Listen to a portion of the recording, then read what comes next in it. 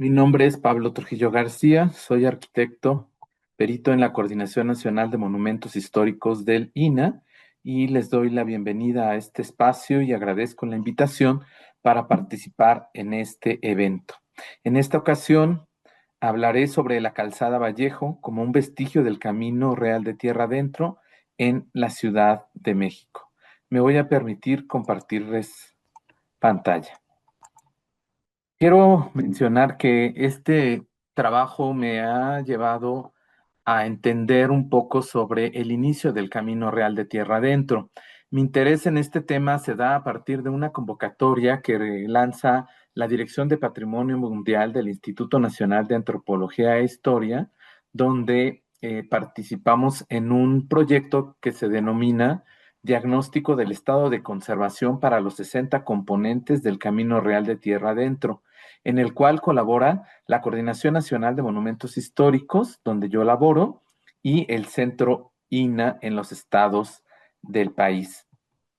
Eh, en este sentido, la participación se dio inicialmente eh, en cuanto a la actualización de las fichas del Catálogo Nacional de Monumentos Históricos, Inmuebles, así como de aspectos relativos a las zonas de monumentos históricos y centros históricos que transcurren o discurren a partir de este camino real o itinerario cultural. Básicamente me enfocaré en, en relación, o con relación, mejor dicho, a la definición de las zonas de monumentos a partir de amortiguamiento o área de influencia. Aquí tenemos el mapa del perímetro A y perímetro B del centro histórico de la Ciudad de México, que es el sitio de donde parte o inicia este itinerario cultural. Al norte tenemos Tlatelolco, que queda fuera precisamente del perímetro del centro histórico. Sin embargo, es a partir de ahí donde empezaremos a hablar de este tema. La investigación de la zona de influencia fue un factor determinante para el hallazgo de el mapa atribuido a Manuel de la Cuesta, que data aproximadamente de 1857, lo cual esclareció un buen tramo del camino. Específicamente me refiero al trayecto que va de la antigua Garita de Vallejo y que va hasta el Puente Grande de Cuautitlán, muy próximo a Tepoztlán, que es el siguiente sitio en el itinerario, en la lista de los 60 sitios que comentamos y que es el que sigue después del centro histórico de la Ciudad de México. A partir de este mapa es que podríamos identificar esta zona de influencia y el arranque de este camino de la Ciudad de México hacia el norte. Como todos podemos entender que los mapas tienen una doble lectura al tratarse de una cartografía histórica. Sin embargo, mediante un método comparativo que veremos más adelante, cómo es que ha cambiado el territorio de la época en que fue concebido este mapa a la época actual. El objetivo es mostrar un modelo descriptivo documental a partir de este mapa denominado Del Camino de México al Puente Grande de Cuautitlán y que está atribuido, como les decía, a Manuel de la Cuesta, que representa un tramo del Camino Real de Tierra Adentro. Aquí tenemos una sobreposición en una imagen de satélite que encima está el mapa. Aquí el mapa está colocado más o menos por donde están los puntos más representativos de este mapa, que sería la Garita de Vallejo, muy cercana a Tlatelolco, al sur. Después está Tenayuca, Tlalnepantla, Cuautitlán y llegaríamos un poco al Puente Grande, muy cerca de Tepoztlán. Específicamente me interesa hablarles de este vestigio o de este arranque del camino.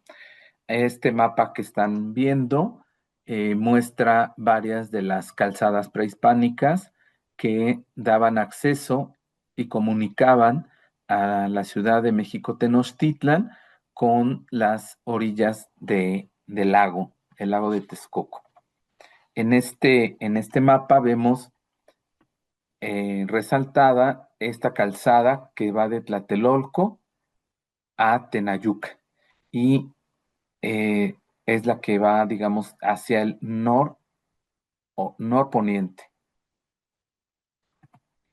Actualmente esta calzada es el límite de las demarcaciones o alcaldías Azcapotzalco y Gustavo Amadero en el extremo norte del territorio de la Ciudad de México. Aquí está la calzada Tlatelolco-Tenayuca y vemos que esta calzada es el límite entre las alcaldías Azcapotzalco y Gustavo Amadero y ya desemboca próximo a lo que es el Estado de México. Como todos sabemos, el Camino Real de Tierra Adentro, también conocido como Camino de la Plata, comprende 5 sitios que ya son reconocidos o que están inscritos en la lista de Patrimonio Mundial de la UNESCO y que también hay otros 55 sitios más situados a lo largo de todo este recorrido que es bastante, llega a tener hasta 2.600 kilómetros. Parte de la Ciudad de México hacia el norte y llega hasta Nuevo México y Texas en los Estados Unidos de América. Utilizado entre los siglos XVI y XIX, este camino servía para transportar sobre todo la plata extraída de las minas de Zacatecas, Guanajuato, San Luis Potosí, así como el mercurio que llegaba de Europa y que también se utilizaba en estos sitios. Aunque su origen y utilización están vinculados a la minería, el Camino Real de Tierra Adentro propició también el establecimiento de vínculos sociales, culturales y religiosos entre la cultura hispánica y las culturas amerindias. Esto de acuerdo con el propio expediente que fue elaborado por la Dirección de Patrimonio Mundial del INAH y que se logró la inscripción de este bien en el año 2010 con los criterios 2 y 4 y tiene una zona central, además de una zona de amortiguamiento. Hablando de las calzadas y del origen prehispánico de esta que vamos a tratar, que es la de Tlatelolco a Tenayuca, eh, me remitiré a una cita de Apens que dice que las calzadas indígenas que comunicaban la tierra firme con la Ciudad de México Tenochtitlan tenían un doble carácter vial, terrestre y acuático. Estaban generalmente formadas por una calzada de tierra a cuyos lados corrían uno o dos canales, como se puede apreciar en el plano de Maguey, y habría que ver este plano que en este momento no lo pude conseguir para mostrarlo. También nos remitiremos a Francisco González Rull y Federico Moser en su artículo Calzada de Iztapalapa, denominan a estas calzadas también como calzadas indígenas. Aquí destacan en esta imagen la calzada que se conoce como Iztapalapa. Por acá tenemos a Iztapalapa. Esta es la calzada de Iztapalapa que llega a Tenochtitlan. Aquí tenemos Tlatelolco y de aquí parte la calzada hacia Tenayuca. Aquí tenemos la de que va al Tepeyac, la de Tacuba y otras más. En esta imagen, que es una reconstrucción de Tenochtitlan en tercera dimensión por Tomás Cole, podemos ver la Ciudad de México Tenochtitlan y Tlatelolco. Acá tenemos lo que es el mercado y aquí está la imagen de la calzada por la que algún momento discurría o a partir de la cual discurrirá más adelante, históricamente, este camino real de tierra adentro. Al estar en tierras inundables, el camino real de tierra adentro que parte de esta calzada en el tramo Tlatelolco-Tenayuca es una antigua calzada prehispánica. Aquí la vemos, ahora en el otro sentido, de Tlatelolco a Tenayuca, a través de que articulaba esta calzada varios islotes que podemos ver allí, donde se asentaron poblados dedicados a la obtención del tequesquite, utilizado como un condimento en la época prehispánica, y de salitre mediante la desecación solar para obtener sal. Es decir, en estas regiones se producía la sal, elemento mineral fundamental para salar y conservar carne de animales y procesos de elaboración también, como de pintura a la cal y otros varios usos. La nomenclatura actual consigna esto de las salinas en nombres de varios asentamientos por los que pasa esta calzada.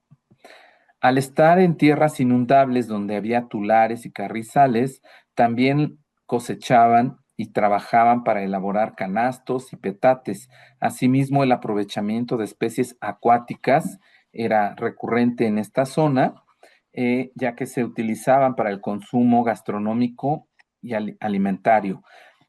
Se podrían encontrar también patos, pescados, moscos y hueva de estas especies que en demasía seguramente se aprovechaban para su comercialización en el mercado de Tlatelolco.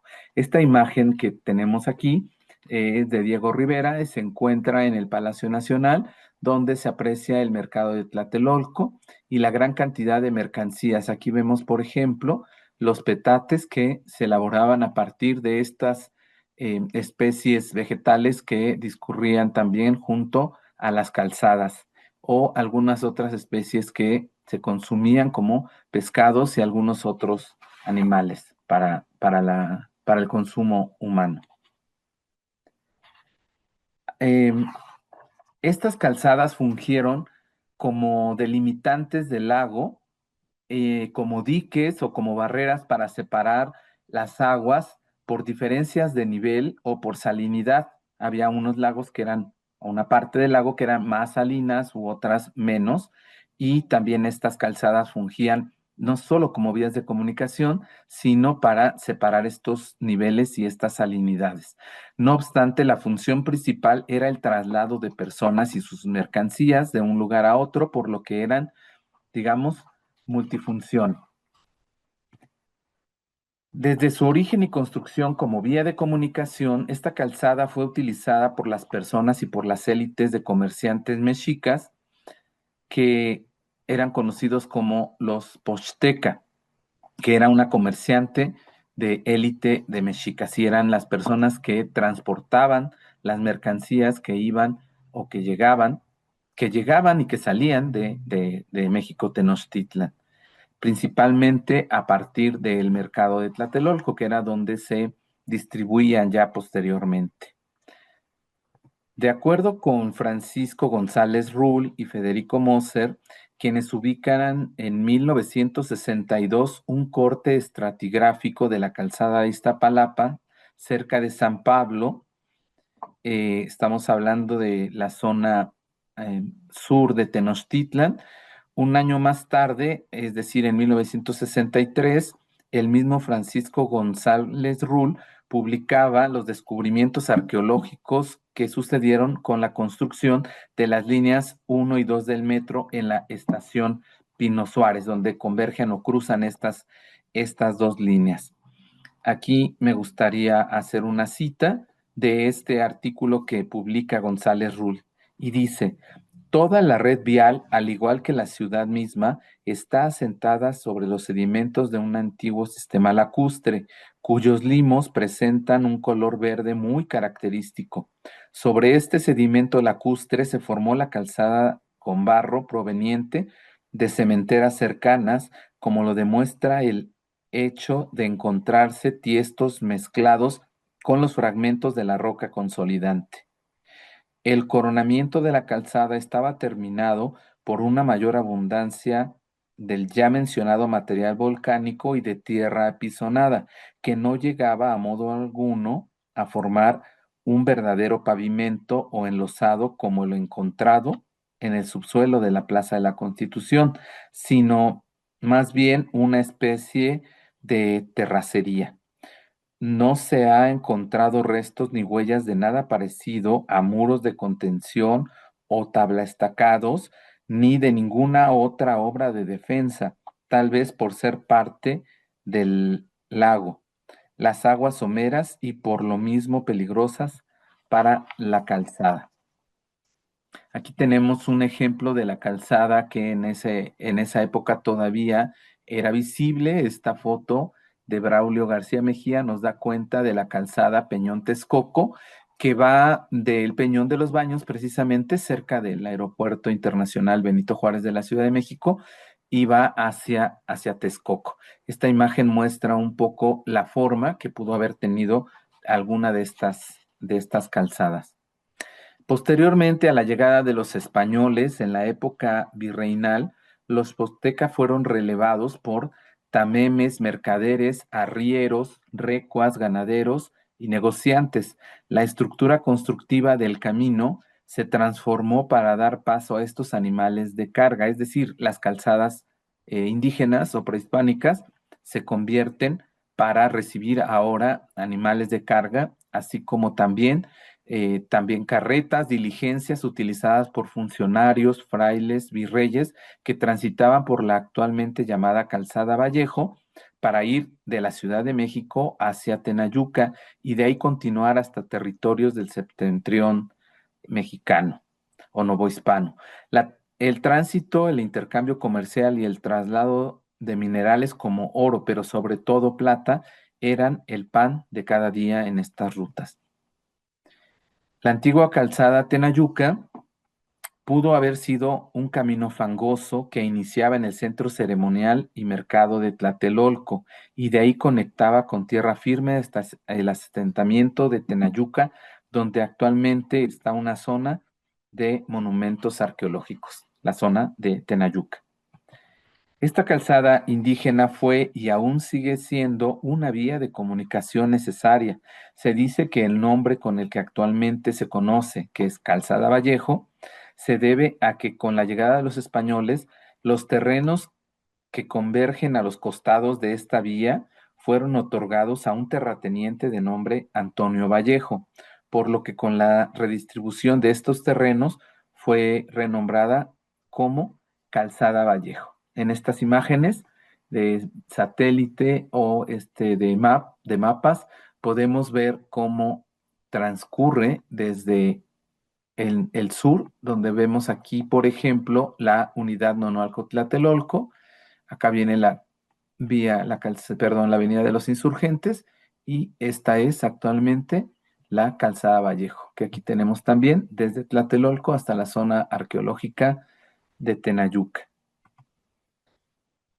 Esta calzada indígena fue y aún sigue siendo, como les decía, una vía de comunicación. La zona ha sido un territorio que ha producido diversos productos naturales y procesados desde su origen, obviamente esto vinculados a los lagos, como les decía, y sus especies naturales, tanto animales, vegetales y minerales, desde la época prehispánica, se han aprovechado los recursos adyacentes a esta calzada, como la implantación también ya en la época de la conquista, se implantaron ranchos y haciendas en las inmediaciones de esta calzada y sobre los islotes que les comentaba. Readaptó físicamente esta calzada para el tránsito ahora de animales de carga y carruajes, como veíamos. Eh, la idea de esta imagen es que podamos ver que en esta calzada se transportaban sal, salitre, tequesquite, los tules, los moscos, los peces, patos, etcétera, pero también se transportaban allí mismo los materiales con los que se construía no solo la propia calzada, sino también que también se usaban para transportar piedra, madera, etcétera, y estos materiales fueron utilizados para construir lo que hoy conocemos como la Ciudad de México.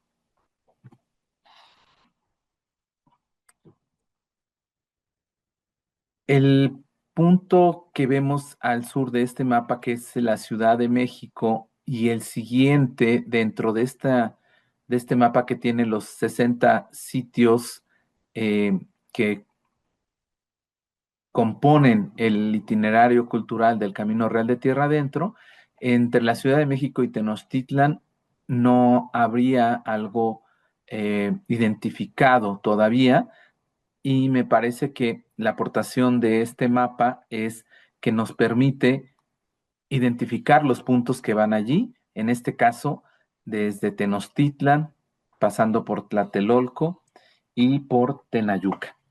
Aquí vamos a ver varios lugares que, bueno, en este otro mapa también podemos ver la ciudad de Tenochtitlan, Tlatelolco y Tenayuca, que es el punto de partida de estas calzadas prehispánicas para que posteriormente, después de la conquista y en el virreinato, se consolidan como parte del Camino Real de Tierra Adentro.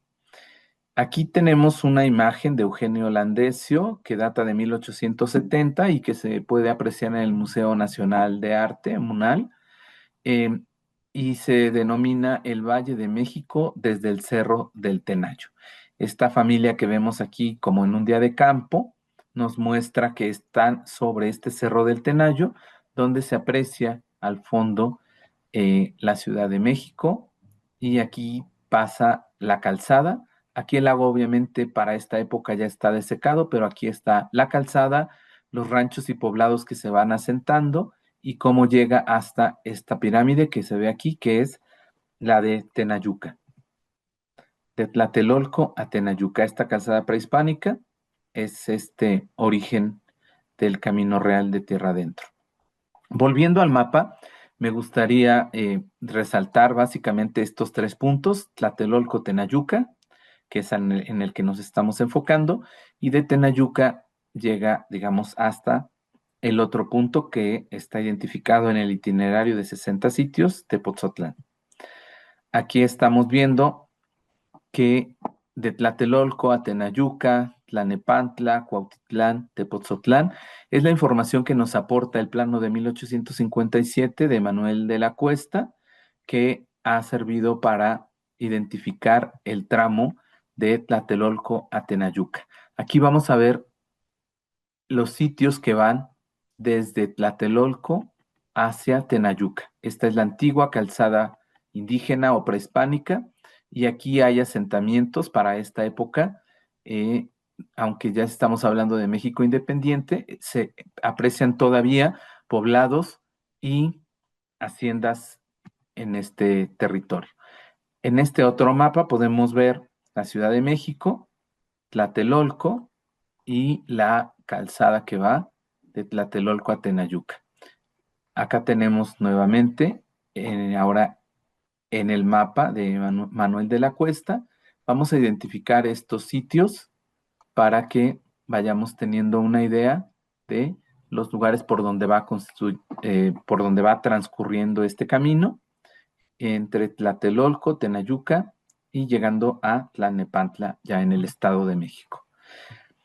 Se identifican, por supuesto, un sitio que se denomina peaje, que es la garita de Santiago Tlatelolco, o después conocida como Garita de Vallejo, el poblado llamado San Simón, Magdalena de las Salinas, San Francisco Coltongo, San Andrés de las Salinas, San Bartolomé Atepehuacán, Hacienda de Ahuehuetes, La Patera, San Pablo de Enmedio, que es también una hacienda, también la hacienda de Iztacala, el pueblo de Atepetlac, y finalmente tenemos Tenayuca.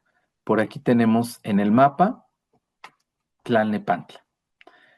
En esta imagen ya de satélite podemos ver eh, el trazo entre Tlatelolco y Tenayuca de esta calzada antigua, y tenemos aquí algunos sitios como Santa Ana Atinantech, la Garita de Vallejo, el puente de San Joaquín, también conocido como puente de San Simón y con otros nombres, el el pueblo de San Simón Tolnáhuac, Magdalena de las Salinas, San Francisco Coltongo, San Andrés de las Salinas, San Bartolomé Atepehuacán, Hacienda de Ahuehuetes, La Patera, que también es otra hacienda, la hacienda de San Pablo de en Medio y San Pablo Iztacala, Santiago Atepetlac, San Bartolo Tenayuca. Me gustaría destacar que de estos lugares se mantiene la nomenclatura, es decir, los nombres de los poblados con bautizados, digamos, o rebautizados con su nombre original prehispánico en náhuatl y posteriormente ya con el nombre de un santo patrono como San Simón, la Magdalena, San Francisco, San Pablo, etcétera. Aquí estoy haciendo un pequeño acercamiento de este lugar y cómo es que transcurre este sitio. Me gustaría mencionar la importancia de, por ejemplo, esta hacienda conocida como La Patera, donde se llevó a cabo una reunión en la época de la independencia. Es decir, este sitio es histórico porque en ella se reunieron el último virrey de Nueva España, Juan O'Donoghue, con Agustín de Iturbide, comandante del ejército trigarante. En este lugar se puede decir que eh, es histórico no solo por su época de construcción, sino por este hecho histórico que se utilizó también en cierta época como un cuartel. Es decir, de hacienda ha tenido varios usos y muchas otras haciendas siguen teniendo su casa grande. Y, por ejemplo, la hacienda de San Pablo de en Medio es un sitio que se sigue, es posible visitarlo, es un lugar donde se eh, llegan a dar eventos, obviamente privados, como para fiestas y este tipo de elementos. Todos sabemos que las haciendas por las que discurre el camino real de tierra adentro producían eh, ya sea ganado o algún otro tipo de productos, ya que en ellas esta producción también entraban algunos insumos, pero también por el camino salían los productos que producían. Tras la caída del Imperio Mexica y con la fundación del Virreinato de Nueva España, se dio obviamente el despojo de estas tierras a los naturales, lo cual dio cabida a la construcción de la hacienda como una institución, no solamente como un inmueble construido o dedicado a la producción de productos agrícolas o ganaderos. A la población indígena se le daba empleo, así como a los pobladores de las inmediaciones cercanas a donde estaban asentadas estas haciendas, y existen posteriores generaciones a lo largo de cuando menos 3 siglos de este sistema. Es decir, digamos que la hacienda como tal dura desde la llegada de los españoles hasta, digamos, entrado el siglo XX con la Revolución Mexicana. Asimismo, se conoció como hacienda, también les decía, a las construcciones, que hoy podemos decir la hacienda, pero se entiende como lo que sería la casa grande, el lugar donde vivían los terratenientes, latifundistas. Se estima que durante el periodo virreinal hubo más de 700 haciendas que tuvieron su auge desde la época virreinal e inclusive en el porfiriato, cuando se da su declive con el movimiento de independencia. En esta imagen tenemos uno de los vestigios virreinales que se pueden todavía vislumbrar en la calzada Vallejo, es el puente de San Simón o San Joaquín, como lo consigna el mapa de Manuel de la Cuesta. Es también conocido popularmente como el puente virreinal, el puente de los limosneros o el puente de los mendigos. Y pues como les digo, se ubica los barrios de San Simón Tlalnáhuac y Peralvillo. De un lado está, hacia el poniente está San Simón Tlalnáhuac y al oriente está Peralvillo. Estos dos, digamos, muros que conformaban el puente fueron separados para dar paso y cabida a la calzada Vallejo. Este es un monumento histórico por determinación de ley dedicado al servicio público y, como les decía, forma parte de estos vestigios del Camino Real de Tlatelolco a Tenayuca, como parte del Camino Real de Tierra Adentro. Esta es algunas de las fuentes que he consultado para elaborar esta ponencia. Me gustaría destacar el boletín de Lina número 36, donde habla sobre los hallazgos en el metro, donde se puede entender cómo también estaban construidas estas calzadas y de las cuales de este artículo retomé dos de las imágenes que les presenté, así también como eh, las imágenes, la reconstrucción en 3D de Tenochtitlan por Tomás Cole y también las imágenes digitalizadas por Tomás Filsinger que muestra las calzadas prehispánicas y con esto yo daría por concluido lo que sería esta ponencia. Espero que haya sido, más bien haya sido de su interés y pues les agradezco su atención. Aquí está mi correo electrónico por si les es de su interés contactarme para cualquier duda o mayor información. Pues les agradezco mucho su atención. Muchas gracias.